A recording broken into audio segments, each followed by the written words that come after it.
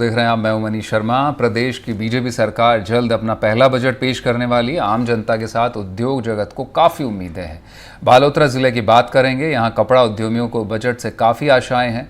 कपड़ा उद्योग से यहां करीब 2 लाख लोगों को प्रत्यक्ष और अप्रत्यक्ष काम मिलता है, लेकिन अभी मौजूदा समय में कपड़ा उद्योग परेशानियों से गुजर रहा है। इसके पीछे कई कारण हैं। पर्यावरण, बिजली, पानी, ये वो वजह हैं जिसके चलते उद्यमियों को परेशानी हो रही है। इससे जुड़े कारोबारियों का कहना है कि टैक्स प्रणाली सरल हो और अन्य राज्यों की तुलना में यहाँ अलग अलग प्रकार के टैक्स देने पड़ते हैं, उनसे मुक्ति मिले। सरकार इन चीज़ों का ध्यान रखे और यहाँ पे काम में तेज़ी आ सकती है। और क्या कहना है व्यापारियों का, देखिए ग्राउंड रिपोर्ट।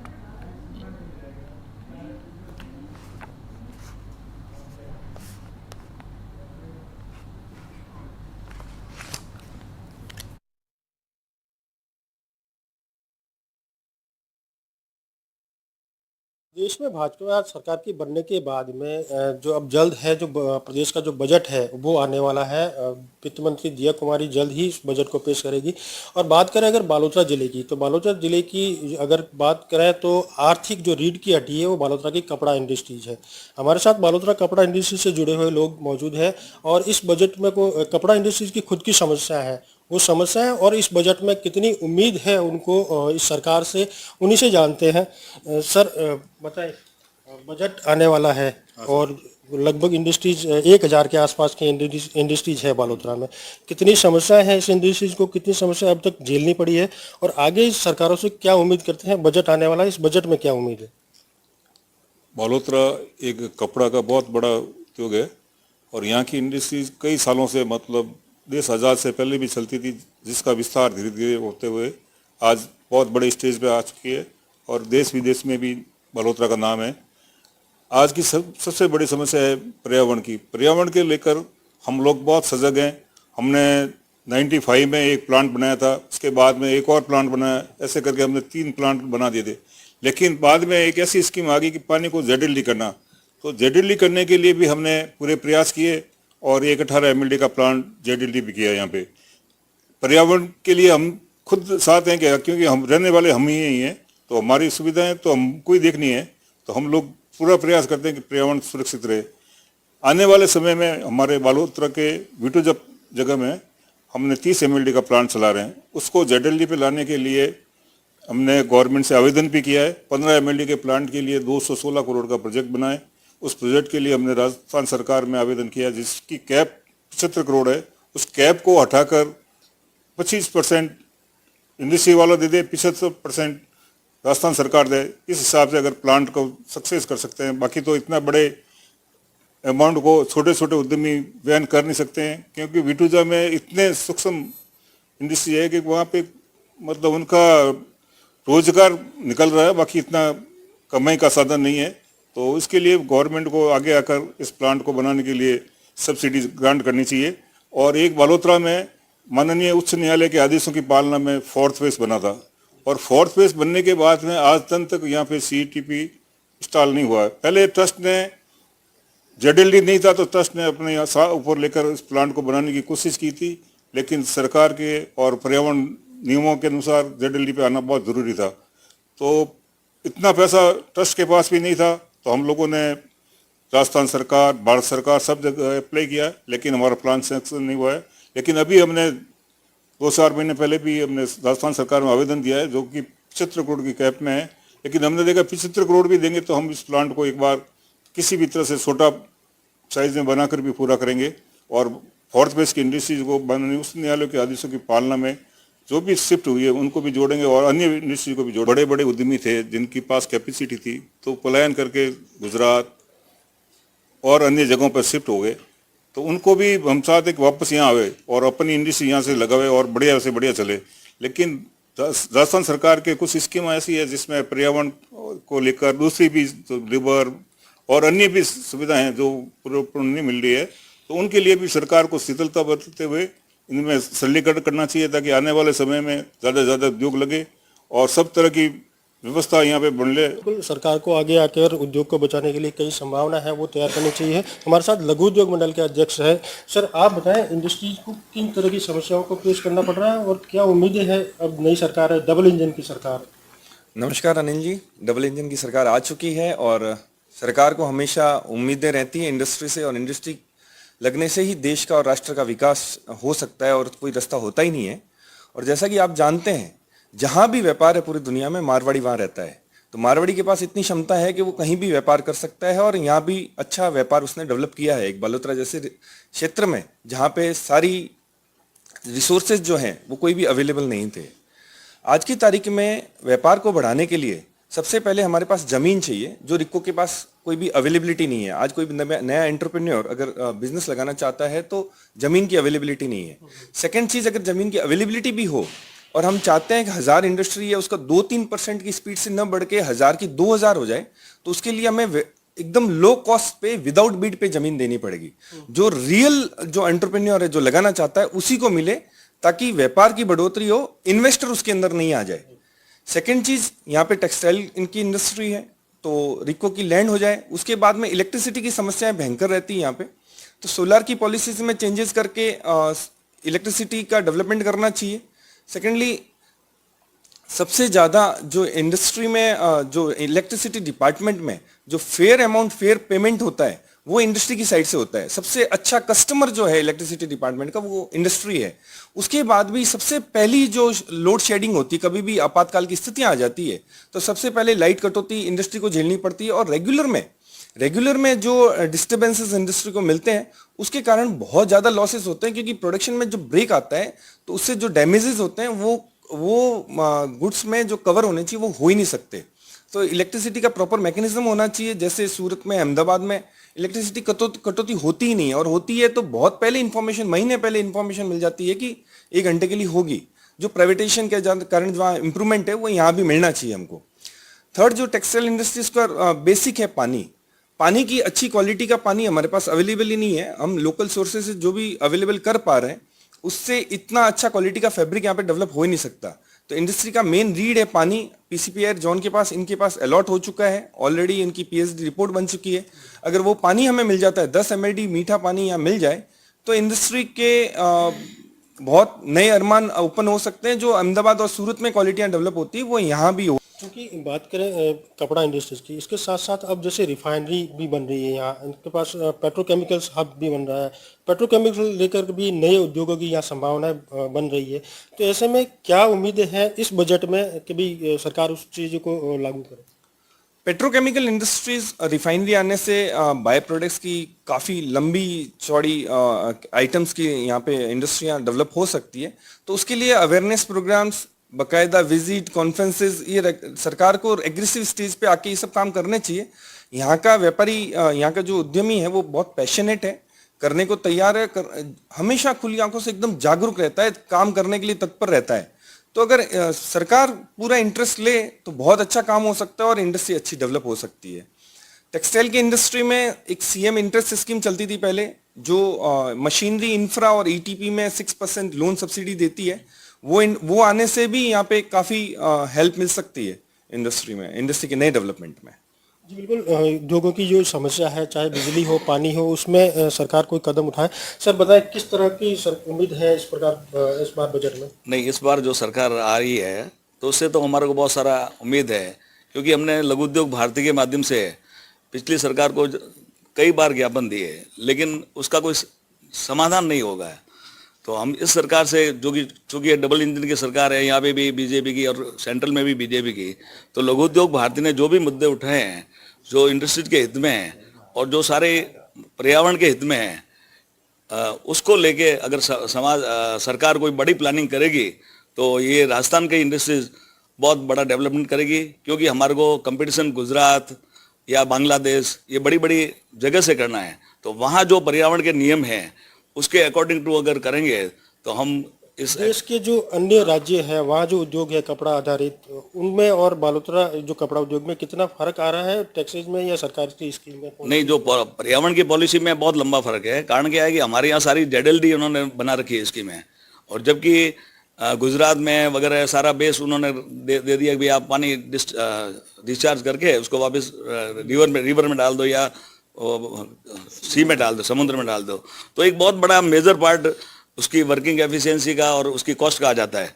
तो उसके कारण से धीरे धीरे यहाँ के जो भी उद्यमी हैं वो उनका डाइवर्सन गुजरात की तरफ हो रहा है। और टैक्सेशन भी वहाँ कुछ है ही नहीं इस बारे में। यहाँ पे तो दुनिया भर के टैक्स लग रहे हैं। जब कोई कार से ड्यू टू पर्यावरण यहाँ टैक्सेस लग रहे हैं तो उसके वजह से कॉस्ट भी यहाँ ज़्यादा आ रही है। और तीसरा सबसे मेन मुख्य है जो हमारा रॉ मटेरियल है। रॉ मटेरियल सारा आ रहा है बाहर से, क्योंकि वहाँ पे जो बिजली की वहाँ पे उनके चार्जेज है बहुत ज़्यादा कम है और यहाँ हमारे बिजली के चार्जेज बहुत ज़्यादा है। उसकी वजह से यहाँ जो ग्रे इंडस्ट्रीज है जो डेवलप होनी चाहिए, क्योंकि सूरत के अंदर वहाँ ग्रे खुद डेवलप होता है और हम सूरत से अगर यहाँ मंगाएंगे तो हमारा बहुत महंगा पड़ जाएगा। तो हम चाहते हैं कि ग्रे इंडस्ट्री सारी यहाँ डेवलप हो, तो यहाँ के उद्योग में भी वही क्षमता है जो सूरत के लोगों में है। तो सूरत से भी ज़्यादा हम लोग काम कर सकते हैं। और यही नहीं, पूरे वर्ल्ड में टेक्सटाइल का जो एक समय में नाम था वो वापस काबिज हो जाएगा। टेक्सटाइल उद्योग को जिंदा रखने के लिए कुछ चीज़ों की आवश्यकता है, मूलभूत चीज़ें हैं जिससे सरकार से उम्मीदें हैं यहाँ के उद्यमियों को। अब बताएं, बिजली और पानी की और जो मूलभूत समस्या है इंडस्ट्रीज को झेलनी पड़ रही है, उसको लेकर क्या कदम सरकार उठाए ताकि इंडस्ट्रीज को बचाने में जो आगे आने वाला। बिजली की जो समस्या है पिछले कई वर्षों से देखते आ रहे हैं अपन, राजस्थान में बिजली को लेके अनइंटरप्टेड न तो सप्लाई मिलती है, न इंडस्ट्रीज को हमेशा शेडिंग में पावर शेडिंग में सबसे पहले लिया जाता है। तो ऐसी सिचुएशन में बिजनेस को सर्वाइव करना तो मतलब ठीक है, हमारी मजबूरी है और हमारे स्थापित है इसलिए हम लोग चला रहे हैं। मेरा ऐसा सजेशन है कि गवर्नमेंट को सोलर वाली जो पॉलिसी है उसको प्रॉपर तरीके से रिव्यू करके उसमें इंडस्ट्री वालों को ऐसी परमिशन दे दें, या तो वो अपनी रिक्वायरमेंट के हिसाब से खुद पावर प्लांट लगाए अपनी उसी प्रीमाइस में, या ऑफ साइट लोकेशन पे कोई पावर प्लांट लगाए और सरकार उनसे ट्रांसमिशन कॉस्ट वसूल करके और है ना उनको यहाँ सप्लाई दे दे इंडस्ट्री में उसी बिजली की। वो जो प्रपोजल अगर प्रॉपर उसको वर्कआउट करते हैं तो ये राजस्थान स्टेट के लिए भी अच्छा है। उनकी बिजली की जो ज़रूरतें हैं और जो रोज़ सप्लाई की शॉर्टेज होती है वो इशू भी रिजॉल्व हो जाएगा और साथ में इंडस्ट्री को भी कंसेशन रेट पे बिजली मिल जाएगी। दूसरा, जैसे हमारा ग्रे है, कॉटन ग्रे जितना भी है सारा महाराष्ट्र से और तमिलनाडु से आता है और उसका एक ही कारण है सबसे बड़ा, बाकी सारी चीज़ें अपने पास अवेलेबल है, मशीन, मैन पावर, विलिंगनेस सब है अपनी। सबसे बड़ा इशू है बिजली की रेट का। यहाँ पे बिजली की रेट्स जो है वो वहाँ से डबल से ज़्यादा है, तो उस सिचुएशन में हम बीट नहीं कर पाते। अल्टीमेटली वहाँ से हम ट्रांसपोर्ट करके यहाँ लाते हैं और यूज़ लेते हैं, तो वो भी ट्रांसपोर्टेशन कॉस्ट भी एड ऑन हो रही है। तो इस सिचुएशन में अगर सोलर वाले को एक तरीके से एक तरीका बनाए, इसको इंडस्ट्री के लिए भी और स्टेट के लिए दोनों को विन विन एक फार्मूला मिल सकता है। और स्टेट की सबसे बड़ी प्रॉब्लम है आज की तारीख में, आज आज़ादी के 75 साल हो गए फिर भी बिजली और पानी के जो मुद्दे हैं वो आज दिन तक स्टेट में जीवित है। ये बहुत बड़ी मतलब सोचने वाली बात है। बाकी सारे मुद्दे सेकेंडरी है, जो बेसिक चाहिए जीवन जीने के लिए, बिजली, पानी, पढ़ाई, वही पूरी रिजॉल्व नहीं हुए। सेकेंडली, पानी के लिए अब जैसे इतना बड़ा इंडस्ट्रियल एरिया है, 1000 इंडस्ट्रीज है, तो इंडस्ट्रियल एरिया में काम करने वाली लेबर के लिए कोई पीने की पानी के लिए कोई व्यवस्था नहीं दी गई है सरकार के द्वारा। तो उसके ऊपर भी कम से कम 2-3 MLD पीने का पानी उपलब्ध कराए सरकार। इतने लोग रहते हैं, 30-40 हज़ार लेबर वगैरह सब एम्प्लॉयड है, तो कल कोई प्रॉब्लम होती है तो उस सिचुएशन में सरकार की तरफ से इतने पानी की व्यवस्था ही नहीं है। पॉलिसी राजस्थान गवर्नमेंट अडॉप्ट कर रही है या राजस्थान बोर्ड अडॉप्ट कर रहा है उसमें, और गुजरात और अन्य प्लेसेस पे जो पॉलिसी अडॉप्ट की हुई है उसमें बहुत बड़ा डिफरेंस है। हमको पानी को ट्रीट करना है अप टू मार्क और उसको वापस रीयूज़ करना है, जबकि आप दूसरे जो कंट्रीज है, अपन इंडिया की बात करते हैं, बाहर की भी बात कर लेते हैं, बांग्लादेश हो गया, इंडोनेशिया हो गया, वहाँ पे सब जगह overseas high seas discharge permitted है। तो उनको तो सिर्फ प्रोडक्शन लेना है और प्रॉपर उसको पैरामीटर में लाके डिस्चार्ज करना है, उनके ऊपर कोई भी रीयूज़ की बाध्यता नहीं है। ये कि ये गुजरात में सिचुएशन है, अहमदाबाद है, सूरत है, वहाँ सब जगह उनको रिवर है या तो सी डिस्चार्ज है। तो ये एक एडिशनल हमारे लिए एक्सरसाइज भी है और इसका हमारे ऊपर एक तरीके का लोड भी है, क्योंकि कंप्लायंस का इशू रहता है हमेशा। तो इसको लेके भी अगर गवर्नमेंट सोचे कि जो क्लस्टर्स है, बालोतरा, पाली, जोधपुर, जसोल, बिठूजा, सबको इंक्लूड करके ऐसा कोई हाई सी डिस्चार्ज का फॉर्मेट लाए, तो इधर इंडस्ट्रीज पनपेगी और इंडस्ट्रीज पनपने से गवर्नमेंट को रिवेन्यू का, एम्प्लॉयमेंट का और सब तरीके का बेनिफिट, और इंडस्ट्रीज का जो उद्योग कर रहे हैं उनका ऑब्वियसली उनका काम चलेगा तो वो भी खुश है। तो ये मतलब स्कीम्स ऐसी है जिसपे मासेज पे इम्पैक्ट है, बहुत ज़्यादा लोगों पे इम्पैक्ट भी होगा और सरकार को भी फायदा होगा।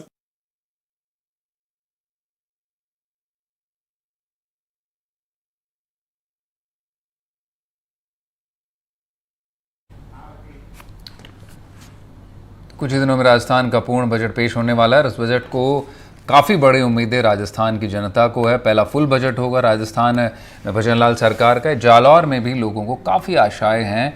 महिला, किसान और विद्यार्थियों के लिए क्या होगा इस बजट में, ये जानने के लिए उत्सुक हैं। यहाँ से भी हमारी ग्राउंड रिपोर्ट।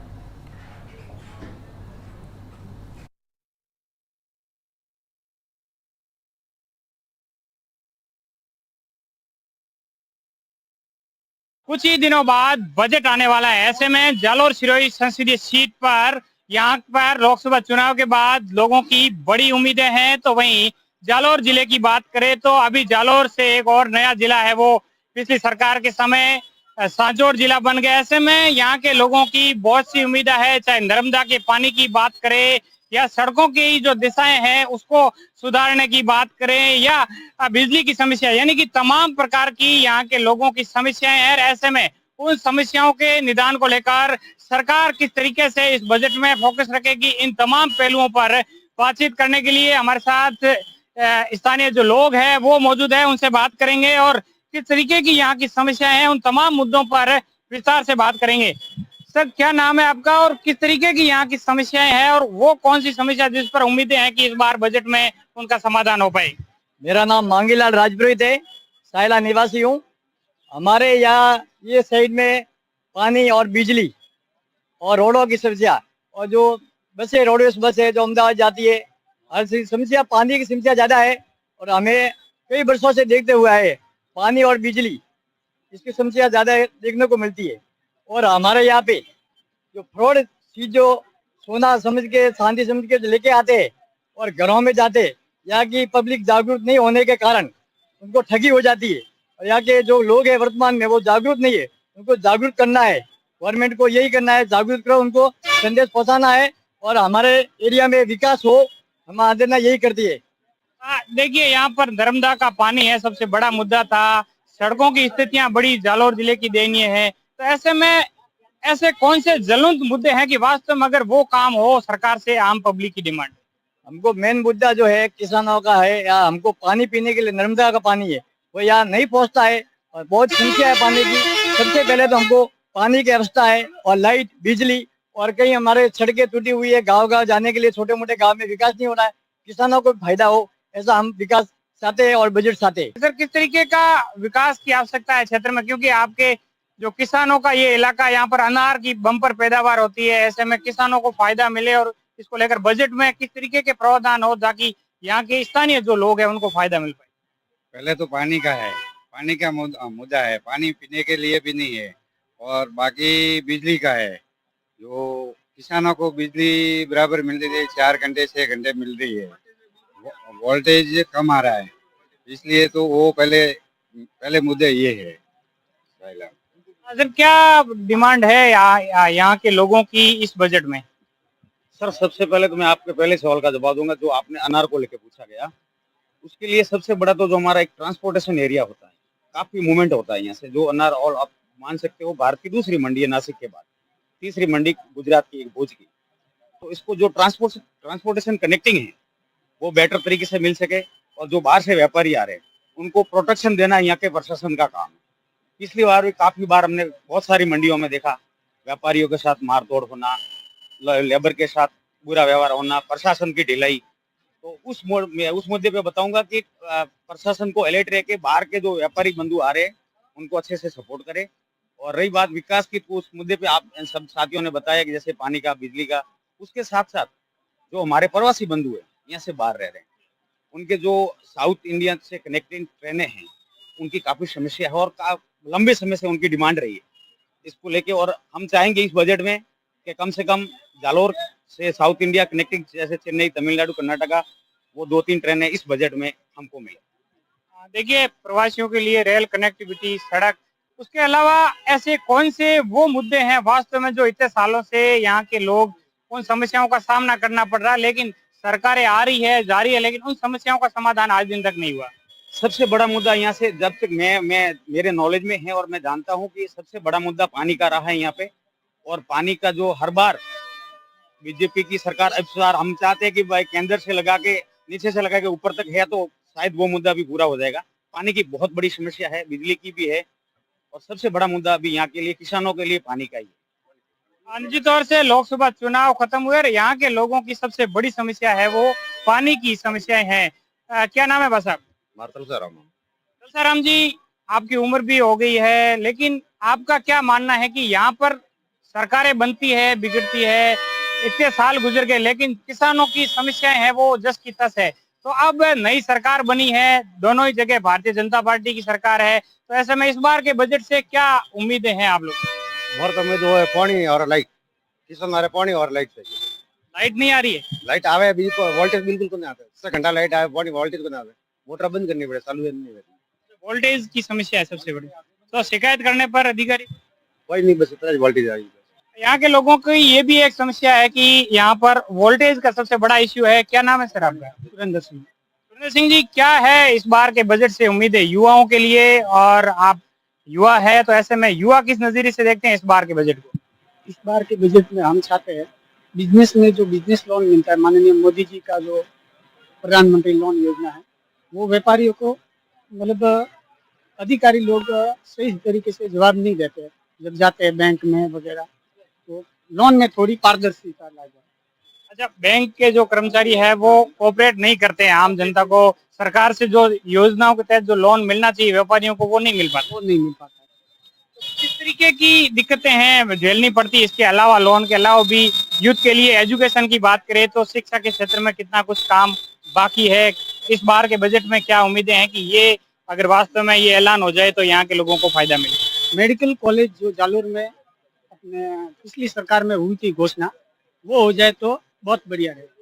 वो काम अभी भी रुका हुआ है? वो काम अभी भी रुका हुआ है, जमीन भी मतलब आवंटित अभी तक नहीं हुई है, वो हो जाए तो बहुत बढ़िया होगा। और एक हमारे साइला मुख्यालय में कॉलेज हो जाए, सरकारी कॉलेज, तो युवाओं के लिए पढ़ाई के लिए सब कुछ व्यवस्था है। निश्चित तौर से यहाँ की जो समस्याएं हैं, यूथ का कहना है कि यहाँ शिक्षण संस्थाएं खुले, महाविद्यालय खुले, सरकारी जो एजुकेशन का ढांचा है वो सुधार, और साथ ही सरकार से जो योजनाओं के तहत बैंकों से जो ऋण मिलता है उसके अंदर सहूलियत प्रदान करके आम जनता को इसका जो है फायदा मिले। इन तमाम चीजों को लेकर इन लोगों की खुलकर कहने का है। तो साथ ही नर्मदा के पानी के जो अन्य क्षेत्र है वहां पर सुधार करने की भी इन लोगों की डिमांड है। साथ ही इन लोगों का ये मानना है कि सड़क, पानी, बिजली, चिकित्सा सुविधा व एजुकेशन के क्षेत्र के अंदर सुधार की भी डिमांड है। और भी कुछ लोग हैं, उनसे बात करने का प्रयास करूंगा। सर, क्या नाम है आपका?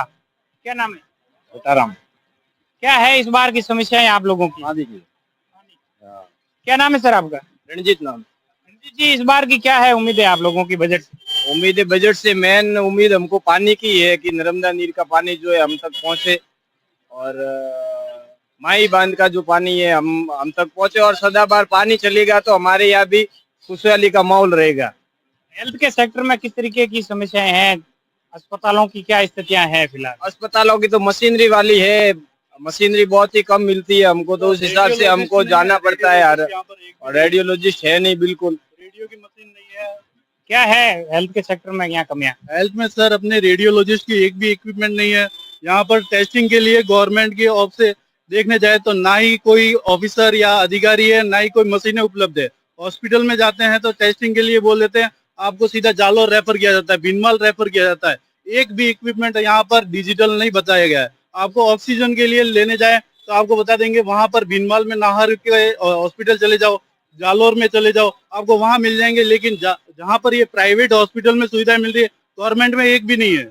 एक साथ ही यहाँ पर जो गवर्नमेंट कॉलेज का, सरकारी कॉलेज का बताया गया है, सरकारी कॉलेज यहाँ से सेंट्री से लेके जालोर के बीच सरकारी कॉलेज एक है ओनली फॉर, उसके बीच 70 से 80 किलोमीटर का सफर करना पड़ता है लोगों को। अपने सिवाना से लोग जालोर आते हैं और सायला जीवाना से भी जालोर जाते हैं। सरकारी कॉलेज के लिए कई बार यहाँ पर बोला भी गया है, घोषणाएं भी की गई है, लेकिन प्राइवेट कॉलेजों के जो अधिकारी है या इनके जो भी ऑफिसर है, इनकी सेटिंग के कारण यहाँ पर एक भी कॉलेज प्राइवेट का गवर्नमेंट बनने नहीं दे रहे हैं। यहाँ पर मन मर्जी से प्राइवेट कॉलेज अपनी फीस वसूल की जा रही है। यहाँ के जो तमाम जो लोग थे उन लोगों का अपना अपना फीडबैक है। इस बजट से सभी सेक्टर के अंदर बड़ी उम्मीदें हैं, चाहे चिकित्सा के क्षेत्र के अंदर बात करें या एजुकेशन के क्षेत्र के अंदर महाविद्यालय खुलवाने की बात करें या किसानों के लिए वोल्टेज की समस्या व बिजली आपूर्ति सुचारू करने की बात करें या फिर सड़कों की दशा सुधार, यानी कि तमाम प्रकार की यहाँ के लोगों की उम्मीदें हैं। और इस बजट में कितना कुछ इन तमाम समस्याओं का समाधान होगा, ये तो देखने वाली बात होगी। लेकिन निश्चित तौर से यहाँ के लोगों की बहुत सी उम्मीदें हैं इस बजट से। इस तमाम उम्मीदों पर सरकार कितना खरा उतरती है, ये देखने वाली बात होगी। श्याम बिश्नोई, एनडीटीवी राजस्थान, जालोर। तो ग्राउंड रिपोर्ट में इतना है। बाकी तमाम खबरों के लिए आप बने रहे हमारे साथ। नमस्कार।